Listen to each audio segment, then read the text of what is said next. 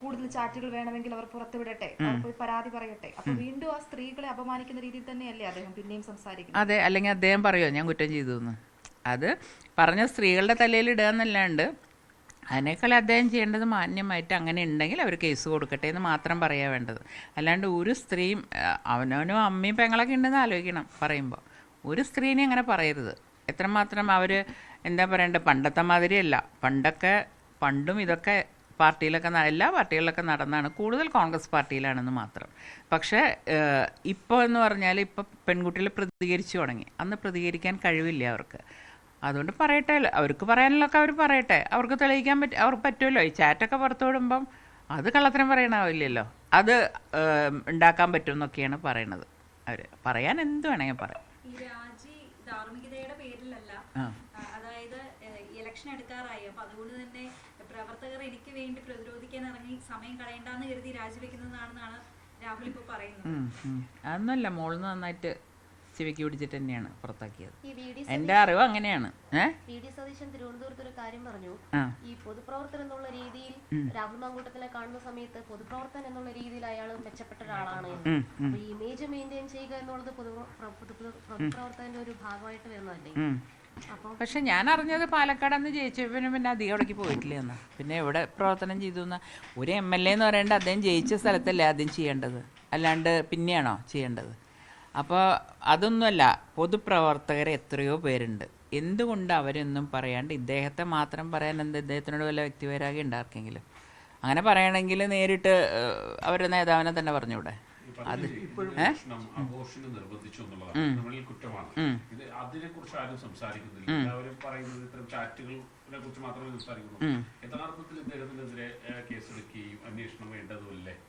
അല്ല, അന്വേഷിക്കണം, തീർച്ചയായിട്ടും അന്വേഷിക്കണം. കാരണം ഒരു കാര്യം നമ്മൾ കേട്ടുകൊണ്ട കേസെടുക്കാൻ പോവാന്നൊന്നും പറയണതിനോട് എനിക്ക് യോജിപ്പില്ല. കാരണം പലരെയും വേട്ടയാടുന്നുണ്ട് പലരും. പക്ഷേ ഇത് സത്യമാണെങ്കിൽ അദ്ദേഹം രാജിവെക്കും വേണം, അദ്ദേഹത്തിനെതിരെ കേസെടുക്കും വേണം. കാരണം അത് എന്താ പറയണ്ടേ, ഇതിപ്പോൾ സ്ത്രീകളെ അവമാനിക്കണ മാതിരിയാണ്. ഒരു സ്ത്രീ ഒരാളെ കുറ്റം പറഞ്ഞാൽ ആ സ്ത്രീ ചീത്തയായി, അതുകൊണ്ട് പലരും പേടിച്ച് പറയില്ല. പക്ഷേ ഒരാൾ പറഞ്ഞപ്പോഴാണ് മറ്റാൾക്ക് പറയാൻ ധൈര്യം കിട്ടിയത്. ഇപ്പം ഇങ്ങനെ ചെയിനായിട്ട് വന്നുകൊണ്ടിരിക്കുകയാണ് അദ്ദേഹത്തിന് എതിരെയുള്ളത്. പിന്നെ അദ്ദേഹത്തിൻ്റെ ചാറ്റുകൾ, അതൊന്നും അത്ര കള്ളത്തരം അങ്ങനെ ചെയ്യാൻ പറ്റുമോ? അവർക്ക് എന്താവശ്യം ചെയ്തിട്ട്? ഈ റിട്ടേൺ കംപ്ലൈന്റിന്റെ ഒരു അഭാവമാണ് കോൺഗ്രസ്സുകാർ പറയുന്നത്. അപ്പം റിട്ടേൺ കംപ്ലൈന്റ് ഉണ്ടെങ്കിലേ ഇത്തരത്തിലുള്ള കാര്യങ്ങളിൽ രാഷ്ട്രീയ പ്രവർത്തകർക്കെതിരെ അല്ലെങ്കിൽ ഒരു നടപടി, ഒരു പ്രസ്ഥാനം സ്വീകരിക്കാൻ പാടുള്ളൂ. അങ്ങനെയുണ്ടോ?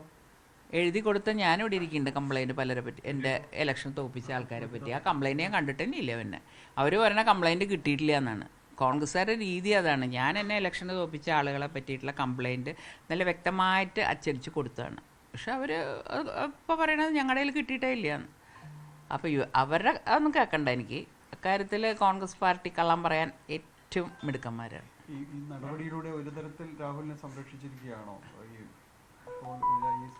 അങ്ങനെ പറയാൻ പറ്റില്ല. ഒരു ഇത്ര വലിയൊരു സ്ഥാനം കളയാന്ന് പറഞ്ഞാൽ സംരക്ഷിക്കലല്ലല്ലോ. പിന്നെ കോൺഗ്രസ് സ്വയം സംരക്ഷിക്കാൻ നോക്കുകയാണ്. കാരണം ഇദ്ദേഹത്തെ ഇനി കൊണ്ട് നടന്നാൽ നാറും എന്നുള്ളത് കോൺഗ്രസ്സിന് മനസ്സിലായതുകൊണ്ട് അവർ സ്വയം സംരക്ഷിക്കുക. അല്ലാണ്ട് കോൺഗ്രസ്സിലൊന്നും ആർക്കും അങ്ങോട്ടും ഇങ്ങോട്ടും ആത്മാർത്ഥ്യമൊന്നുമില്ല. അയാൾ ഇപ്പം എൻ്റെ കൂടെ തലേ ദിവസം രാത്രി വരെ നിന്ന ആളെ പിറ്റേ ദിവസം തള്ളി പറയാൻ മടിയില്ലാത്ത ആളുകളാണ്.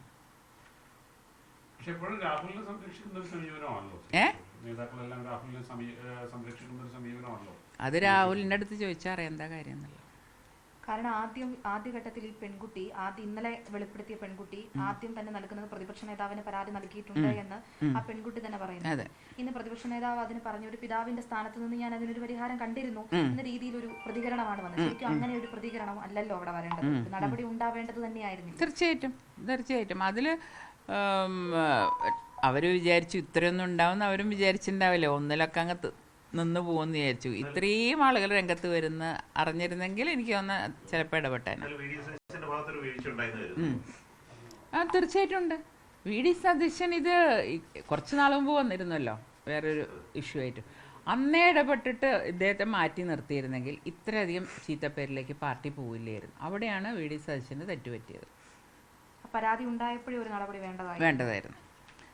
അതിനെപ്പറ്റി ഒരു അന്വേഷണമെങ്കിലും വേണ്ടതായിരുന്നു. അതൊന്നും ഉണ്ടായിട്ടില്ല. ഇതെങ്ങനെ അടിച്ചമർത്താൻ നോക്കി എന്നുള്ളതാണ് എൻ്റെ അറിവ്. ഷാഫിയുടെ അടുക്കൊക്കെ പരാതി പറഞ്ഞപ്പോഴും ഷാഫി അത് ഒതുക്കി തീർക്കാൻ ശ്രമിച്ചു എന്നുള്ളതാണ് പരാതിക്കാരി പറയുന്നത്. അത് ഒതുക്കി തീർക്കുമല്ലോ, ഞാൻ പറഞ്ഞില്ലേ. അതുകൊണ്ടാണ് ഞാൻ പറഞ്ഞത് നാളെ ഇദ്ദേഹം എന്താണ് അവരൊക്കെ പറ്റി പറയാന്നുള്ളത് നമുക്ക് കാത്തിരുന്ന് കാണാം.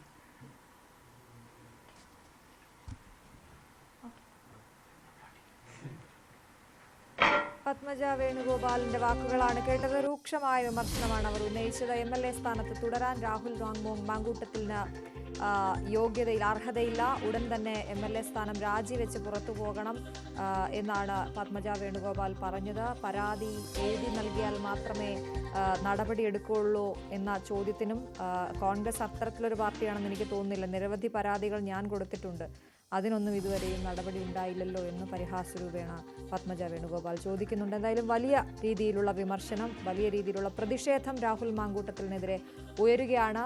പ്രത്യേകിച്ച് നിരവധി യുവതികൾ, ഒന്നിലധികം യുവതികൾ പരാതിയുമായി രംഗത്ത് വന്നിരിക്കുന്നു എന്നുള്ളതാണ്. അതേസമയം തങ്ങളുടെ മുന്നിലേക്ക് പരാതികളൊന്നും വന്നിട്ടില്ല എന്ന രീതിയിലാണ് കോൺഗ്രസ് നേതാക്കളുടെ പ്രതികരണം. VD സതീശൻ ഇന്ന് സംസാരിച്ചപ്പോൾ പറഞ്ഞത്, ഇപ്പോൾ കിട്ടിയ പരാതിയുടെ അടിസ്ഥാനത്തിൽ ഒരു നടപടി എടുക്കുന്നു, അല്ലെങ്കിൽ ഈ തെറ്റ് ചെയ്തിട്ടുള്ളവർ ഉണ്ടെങ്കിൽ അത് മുഖം നോക്കാതെ നടപടിയെടുക്കും എന്ന രീതിയിലായിരുന്നു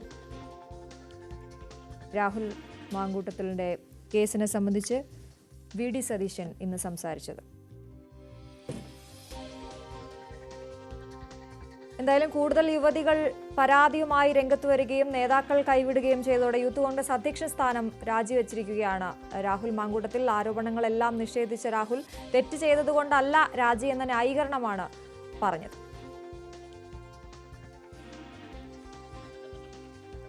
ഞാൻ യൂത്ത് കോൺഗ്രസ് സംസ്ഥാന പ്രസിഡന്റ് സ്ഥാനം രാജിവെക്കുകയാണ്. ആ രാജിവെക്കുന്നത് ഞാൻ കുറ്റം ചെയ്തതുകൊണ്ടല്ല, എന്നെ ന്യായീകരിക്കേണ്ടെന്ന ബാധ്യതയല്ല പാർട്ടി പ്രവർത്തകർക്കുള്ളത്. പാർട്ടി പ്രവർത്തകർ ആർജവത്തോടുകൂടി ഈ സർക്കാരിന്റെ കൊള്ളരുതായ്മകൾക്കെതിരെ ഞാൻ ഉൾപ്പെടെയുള്ള പാർട്ടി പ്രവർത്തകർ ആഞ്ഞടിക്കും. അത് സൈബറിടത്തിൽ, തെരുവിൽ, പ്രക്ഷോഭങ്ങളിൽ, മാധ്യമങ്ങളിൽ ഞങ്ങൾ ആഞ്ഞടിക്കും. ആ ആഞ്ഞടിക്കുന്ന സമയത്ത് തന്നെ ന്യായീകരിച്ചുകൊണ്ടിരിക്കലല്ല കോൺഗ്രസ് പ്രവർത്തകരുടെ ബാധ്യത എന്നുള്ളത് കൊണ്ട് ഇതുവരെ സംസ്ഥാന യൂത്ത് കോൺഗ്രസ് കമ്മിറ്റിയുടെ അധ്യക്ഷൻ എന്ന നിലയിൽ നിങ്ങൾ തന്നിട്ടുള്ള എല്ലാവിധമായ പിന്തുണയ്ക്കും മാധ്യമ പ്രവർത്തകരോട്, പൊതുസമൂഹത്തോട്, പാർട്ടി പ്രവർത്തകരോടുള്ള നന്ദിയും കടപ്പാടും അറിയിക്കുന്നു. ഞാൻ യൂത്ത് കോൺഗ്രസ് പ്രസിഡന്റ് രാജിവെക്കും. അതാണ് ഇത്തരത്തിൽ പറഞ്ഞുകൊണ്ടാണ് യൂത്ത് കോൺഗ്രസ് അധ്യക്ഷ സ്ഥാനം രാജിവെക്കുന്നുവെന്ന് പറഞ്ഞത്. താൻ തെറ്റ് ചെയ്തതുകൊണ്ടല്ല രാജി എന്ന് എടുത്തു പറയുന്നുണ്ടായിരുന്നു രാഹുൽ. വിവാദങ്ങൾക്കിടെ രാഹുൽ മാങ്കൂട്ടത്തിലും മറ്റൊരു യുവതിയും തമ്മിലുള്ള ടെലിഫോൺ സംഭാഷണവും പുറത്തു വന്നു. ആ സംഭാഷണത്തിലേക്ക്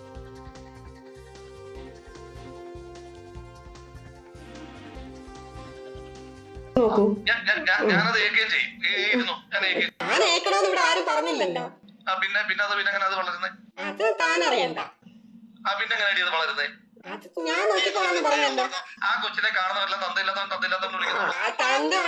തന്തയില്ലാതൊരു കൊച്ചു പൂവിലോട്ട് പൊട്ടി വീഴുമോ? പിന്നെ ആ കൊച്ചാരെ ചൂണ്ടിക്കാണിക്കുന്നേ? അത് ഞാൻ ആ കൊച്ചിനോട് പറഞ്ഞോളാം, മറ്റുള്ള ആളോട് എനിക്ക് പറയേണ്ട ആവശ്യമില്ല. ആ കൊച്ചിനെ ആരെ ചൂണ്ടിക്കാണിക്കും? അതന്നെ ചൂണ്ടിക്കാണിക്കും, പിന്നെ അല്ലാണ്ട് വേറെ ആരെ ചൂണ്ടിക്കാണിക്കാനാണ് എനിക്കിരിക്കുന്നത്? അത്തരം ബുദ്ധിമുട്ടുകളാണ് ഞാൻ പറഞ്ഞോണ്ടിരിക്കുന്നത്. അതെനിക്ക് ബുദ്ധിമുട്ടാകത്തില്ല. അയ്യോ, അതെങ്ങനെ തന്നെ ബുദ്ധിമുട്ടാക്കുന്നത്? പിന്നെ അല്ലാതെ ബുദ്ധിമുട്ടാകാതിരിക്കാൻ യുവനടി പറഞ്ഞത് തനിക്കെതിരെയാണെന്ന്